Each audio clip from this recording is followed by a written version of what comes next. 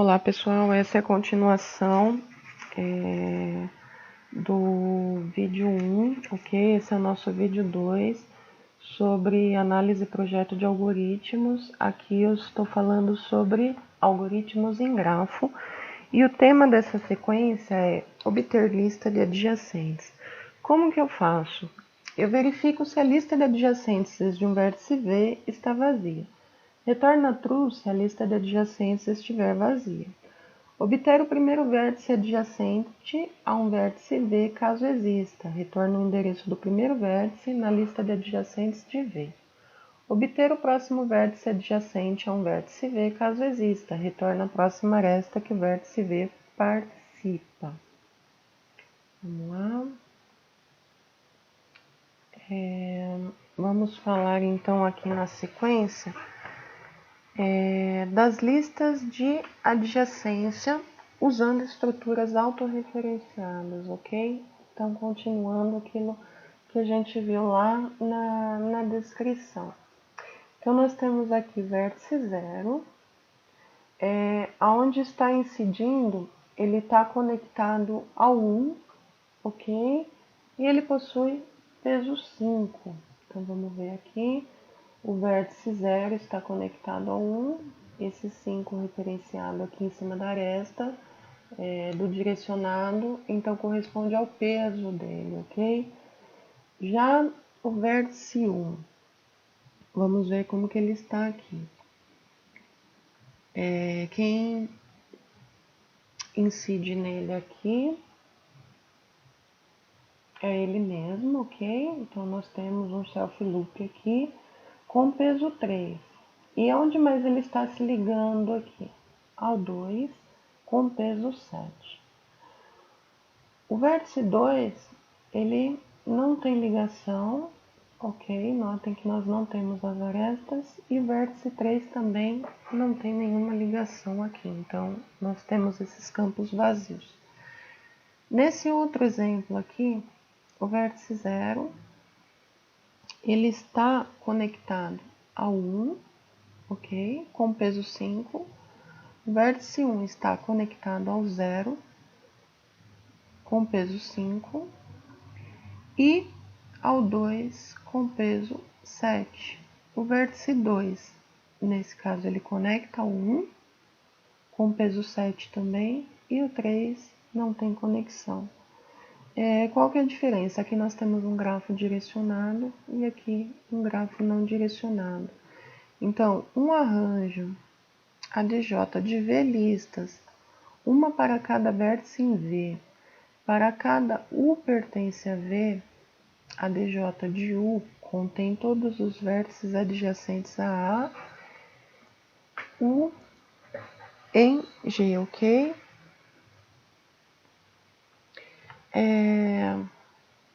Então, nas listas de adjacência, a análise. Os vértices de uma lista de adjacência são, em geral, armazenados em uma ordem arbitrária. Possui uma complexidade de espaço O, V mais A, ok? Indicada para grafos esparsos, então, nesse caso, onde A é muito menor que V ao quadrado, é compacta e usualmente utilizada na maioria das aplicações. A principal desvantagem é que ela pode ter o tempo, o O de V, para determinar se existe uma aresta entre os vértices I e o vértice J, pois podem existir O de V vértices na lista de adjacentes do vértice I.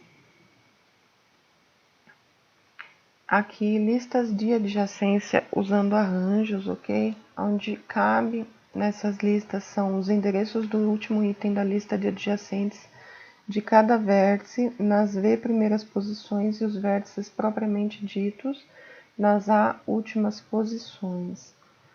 O pros, aqui, pros, é endereço do próximo item da lista de adjacentes. O peso, o valor do peso de cada aresta do grafo nas últimas A posições. Então, nós temos ali todas as marcações, ok? Vamos voltar um pouquinho aqui nos slides para seguirmos a matriz de adjacência. Então, a matriz de adjacência de um grafo contendo n vértices é uma matriz n por n de bits, onde A e J é um verdadeiro, somente se existe um arco do vértice I para o vértice J. Para grafos ponderados, o A e J contém o rótulo ou peso associado com a aresta, e neste caso a matriz não é de bits. Se não existir uma aresta de I para J, então é necessário utilizar um valor que não possa ser usado como rótulo ou peso. Então vejamos um exemplo da matriz de adjacência, ok? Aqui um exemplo num grafo direcionado, ou dígrafo, né? Então vamos entender um pouquinho como que funciona essa matriz. 0 com 0. Se eu tiver ligação, eu marco. Se eu não tiver, ele é um campo vazio. 0 com 1, um grafo direcionado, tem ligação? Tem. Então eu marco uma aresta. 0 com 2, tem ligação? Não. Então eu não marco. 0 com 3, tem ligação? Sim. Então eu marco 1. Seguindo aqui na matriz, então, 1 tem ligação com 0? Não. Tem ligação com 1? Também não. 1 tem ligação com 2? 1 tem ligação com 2. Então, marca 1. 1 tem ligação com 3? Tem ligação com 3. Marca 1. Com 4 e com 5 não tenho ligação, então não marco. Vértice 2 tem ligação com 0? Não. Ok. Tem ligação com 1? Também não. Notem que a aresta está apontada direcionando do 1 para o 2. Tem ligação com 2? Sim. A gente tem aqui um self loop. 2 tem ligação com 3? Tem ligação com 3. Ligação com 4 ou com 5 não temos, então vazio. 3 tem ligação com 0? Tem. Tem com os demais campos? Não. 4, ok. Não tem. 5, não tem ligação. Aqui no segundo exemplo, 0 tem ligação com 0? Não. 0 tem ligação com 1? Tem. Com 2? Tem. 3, 4 e 5? Não. 1 tem ligação com 0? Tem. Nesse caso, ele pode fazer o caminho inverso, ok? Tem ligação com o 2 também. O 2 tem ligação com o 0. O 2 tem ligação com o 1. Os demais campos permanecem vazios, ok? Um bom exemplo seria o laço que ele cria, ok? Aresta com extremos no mesmo vértice, então isso forma um laço.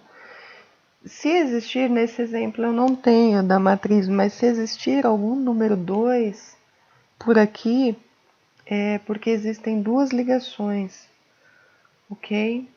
Então seria alguma coisa mais ou menos como, por exemplo, vértice 1 com vértice 2. Então, tem uma ligação, outra ligação. Então, duas ligações daria um número 2 em cima da matriz, ok? Isso pode acontecer também. No caso de vazio, eu posso atribuir o número 0 também, porque indica que não há nenhuma ligação. Na verdade, eu brinco que a gente procura os amigos, né? Por exemplo, os amigos de 0, quem são? 1 e 2. Os amigos de 1, quem são? 0 e 2. Os amigos de 2, quem são? 0 e 1. Então, fica aqui esse exemplo de matriz de adjacência. A matriz de adjacência, ao contrário da lista, né, ela já deve ser usada para grafos densos, onde o A é próximo de V ao quadrado. O tempo necessário para um elemento é independente de V ou A. É muito útil para algoritmos em que necessitamos saber com rapidez se existe uma aresta ligando os dois vértices. A maior desvantagem é que a matriz necessita, aqui no caso a gente está fazendo a notação de espaço, ok? Para ler ou examinar a matriz, ela tem como complexidade OV ao quadrado. Como que eu escolho, resumindo, tá? Como que eu escolho se eu vou usar a lista ou matriz de adjacência? Bom, a matriz ou a lista para a representação de um grafo depende muito do problema. Por quê? Porque a matriz usa ON ao quadrado de memória. Então pode ser um pouco mais lento, por isso a gente pode usar para grafos esparsos, com poucas arestas em relação ao número de vértices, ok? Já a lista usa a memória na proporção do número de arestas. Então fica aí a dica na hora de escolher com qual que nós vamos trabalhar em grafos, ok? Qual que vai ser mais rápida para repetir o número de arestas ou a questão da utilização da memória na proporção do número de arestas. Bom, vamos passar aqui. Vamos entrar agora nas buscas, que é uma das operações mais fundamentais para executar um grafo, é localizar quais nós podem ser alcançados a partir de um nó especificado. Um exemplo disso, quantas cidades podem ser alcançadas a partir de uma outra cidade específica? Vamos pensar como ponto de partida a cidade de São Paulo. Então, quantas cidades poderiam ser alcançadas partindo da capital? Ok?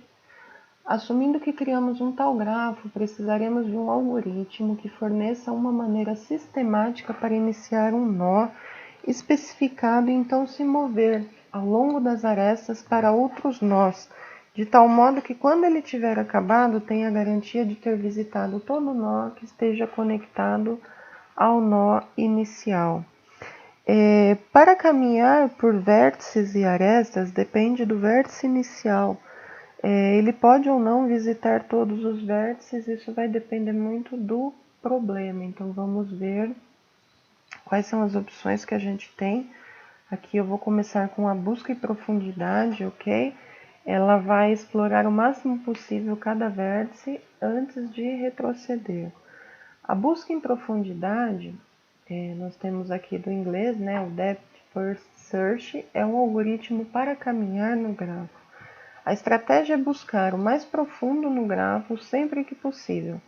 As arestas são exploradas a partir do vértice V mais recentemente descoberto, que ainda possui arestas não exploradas saindo dele. Então, quando todas as arestas adjacentes a V tiverem sido exploradas, a busca anda para trás para explorar vértices que saem do vértice do qual V foi descoberto. O algoritmo é a base para muitos outros algoritmos importantes, tais como verificação de grafos acíclicos, ordenação topológica e componentes fortemente conectados. Para executar a busca em profundidade, nós vamos selecionar um ponto de partida, neste caso um nó A, e faremos três coisas. Visita esse nó, coloque em uma pilha para que possa lembrar dele, ok? E marque-o para que não o visite de novo. Em seguida, você irá para qualquer nó adjacente de A que não tenha sido visitado ainda.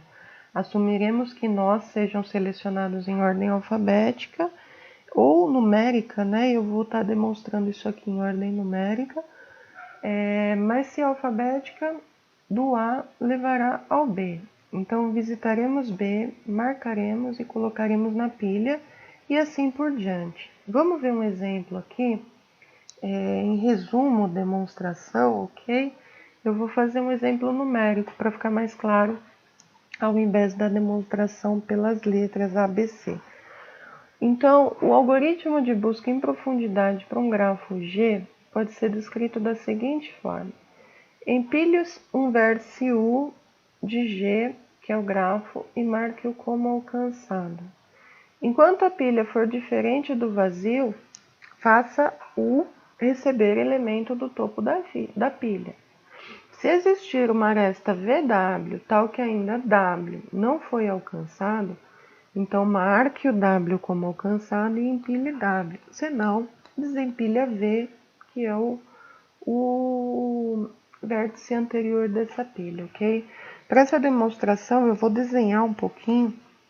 É lógico que não vai ficar muito perfeito, eu vou meio que improvisar aqui no bloquinho de notas, mas vamos ver o que eu consigo desse grafo para mostrar para vocês o funcionamento, então, da nossa busca em profundidade, ok? Então, vamos imaginar um grafo. Vou desenhá-lo aqui mais ou menos. Ok. Como eu falei, o desenho vai ficar bem feinho. Não tenho tanta habilidade para desenho com mouse, mas o objetivo é que vocês entendam um pouquinho do que eu estou fazendo aqui, ok? Então, as bolinhas serão os vértices com as arestas.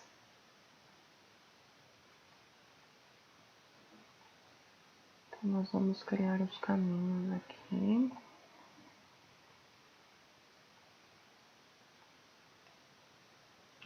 E esse vai ligar para cá e esse para cá, ok? Então, vamos lá. Vamos pegar um vértice U qualquer do grafo. Eu vou marcar esse aqui de fora como U, ok?